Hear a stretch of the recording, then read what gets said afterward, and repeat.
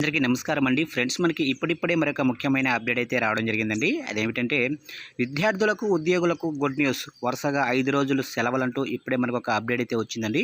అయితే ఇందుకు సంబంధించిన పూర్తి వివరాలు అయితే మన వీడియోలో తెలుసుకుందామండి. అంటే ఎప్పటి నుంచి ఎప్పటి వరకు సెలవులు, ఎందుకు ఈ సెలవులు ఇస్తున్నారు ఏంటి అనేది పూర్తిగా మన వీడియోలో తెలుసుకుందామండి. వీడియో మాత్రం ఎక్కడా స్కిప్ చేయకుండా చూడండి ఫ్రెండ్స్, అప్పుడే మనకి పూర్తి సమాచారం అయితే తెలుస్తుంది. ఇక ముఖ్యంగా వీడియో నచ్చినట్లయితే లైక్ చేయండి ఫ్రెండ్స్. లైక్ చేయడం వల్ల మనకు తెలిసిన ఇన్ఫర్మేషన్ మరికొంతమందికి అయితే రీచ్ అవుతుంది.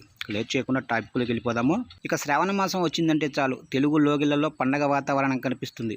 ఇక ఈ నెల నుంచి పండగలు మొదలు కావటమే కాక ఇన్నాళ్ళు బ్రేక్ పడ్డ శుభకార్యాలు కూడా తిరిగి మొదలవుతాయి.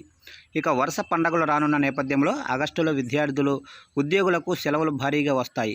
కొన్నిసార్లు ఇవి వరుసగా కూడా వస్తుంటాయి. దాంతో ఉద్యోగులు సొంత ఊళ్ళకు వెళ్ళటం, లాంగ్ ట్రిప్ వంటివి ప్లాన్ చేసుకోవటం చేస్తుంటారు.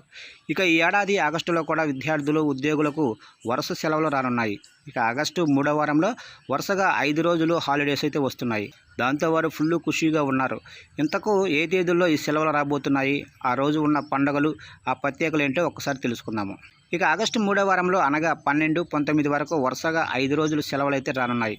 ముందుగా ఆగస్టు 15వ తారీఖున స్వతంత్ర దినోత్సవం కావడంతో ఆ రోజు అనగా గురువారం ప్రభుత్వ, ప్రైవేటు విద్యాసంస్థలు, కార్యాలయాలకు సెలవు. ఇక మరుసటి రోజు అనగా ఆగస్టు 16వ తారీఖున శుక్రవారం వరలక్ష్మి వ్రతం ఉంది. ఇది ఆప్షనల్ హాలిడే. ప్రభుత్వ కార్యాలయాలు, పాఠశాలలకు సెలవు ఉండే అవకాశం అయితే ఉంది. ఇక ప్రైవేటు సంస్థల విషయానికి వస్తే ఆ రోజు చాలామంది, మరీ ముఖ్యంగా మహిళా ఉద్యోగులు సెలవు పెట్టుకుంటారు. ఆ తర్వాత ఆగస్టు 17వ తారీఖున శనివారం నాడు కూడా కొన్ని స్కూళ్లకు హాలిడే, ఇక హాఫ్ డే కూడా ఉంటుంది. ఇక సాఫ్ట్వేర్ ఉద్యోగులకైతే సెలవు పక్కాగా ఉంటుంది. ఇక ఆ తర్వాత అనగా ఆగస్టు 18వ తారీఖున ఆదివారం కాబట్టి అందరికీ సెలవు అయితే ఉంటుంది. ఇక వెంటనే సోమవారం 19వ తారీఖున రాఖీ పండుగ. చాలా వరకు ప్రభుత్వ విద్యాసంస్థలు, కార్యాలయాలకు సెలవు. ఇక ప్రైవేటు యాజమాన్యాలకు ఆప్షనల్ హాలిడే. ఇలా మొత్తంగా చూసుకుంటే ఆగస్టు 3వ వారంలో వరుసగా 5 రోజులు సెలవులు అయితే రానున్నాయి. ఆగస్టు 17 శనివారం ఒక్కరోజు కేవలం సాఫ్ట్వేర్ ఎంప్లాయీస్కు మాత్రమే సెలవు. దాంతో ఆ ఒక్కరోజు సెలవు పెట్టుకుంటే వరుసగా 5 రోజుల పాటు హాలిడేస్ ఎంజాయ్ చేయవచ్చు. ఇక సెలవులు అన్ని విద్యా సంస్థలు, కంపెనీలకు ఒకేలా ఉండవు. యాజమాన్యాల నిర్ణయం మీద ఆధారపడి ఉంటాయి అనే విషయం గుర్తించాలి.